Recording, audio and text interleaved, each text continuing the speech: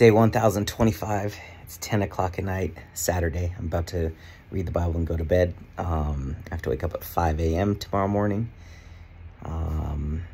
Yeah, and I just wanted to do this video because there's a guy in my X18 group, my discipleship group, and he's an older guy, like 60-something. And man, I've never met someone who just like, when they talk about Jesus, they get tears in their eyes. Like, he loves Jesus so much. And it's crazy because he got married when he was 29 and he was still a virgin because he wanted to honor God. And I was like, wow. And he's taught us some stuff about lust, and I just really respect him. I really look up to him. And he called me when I was getting ready to go get a haircut, and he just started talking about one of the messages that our pastor preached on Thursday, where he called me out and said, you know, if someone I think about who comes to the top of my head when I think about someone who's really on fire for God is Chris. And he saw that online, and he called me, and I wrote down like the things he said because I knew this was like coming from God. He said, God doesn't want you to hoard what you've got. Like, he wants to use you as his mouthpiece. And he said the love of the Lord is so strong in your life. Because he was saying, like, man, it's just amazing. He's like, you've been a believer for like 2 or 3 years, right? And I was like, no, it's only been 11 months. And he's like, it's just the love that you have for the Lord is so strong, and it's like so easy to see. And he said, it's your nature to talk about Abba, which Abba's dad, your father. So it's your nature to talk about him. It's your nature to talk about Abba.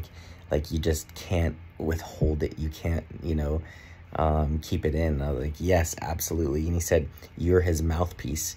You want his best. God sees your heart. Like, God sees your heart. Like, man, that's just, yeah.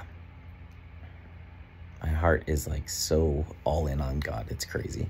And so he says, God sees your heart. He wants us to hunger and thirst. Like, God wants us to want to be in his presence. And he said, what you're going through is boot camp. And be careful, because Satan will sucker punch you with the people that you love. So, you know, be aware of that and don't take it personally. And so he's just giving me just some wisdom, and God was giving him some, it was just like the tone of the call was just, it's like God was using him to acknowledge me. And I really felt it. It was such a random call out of nowhere.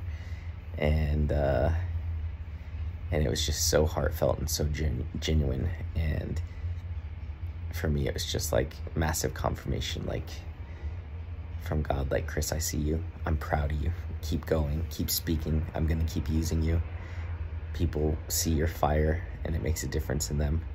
And I'm proud of you. So that was amazing. It was awesome.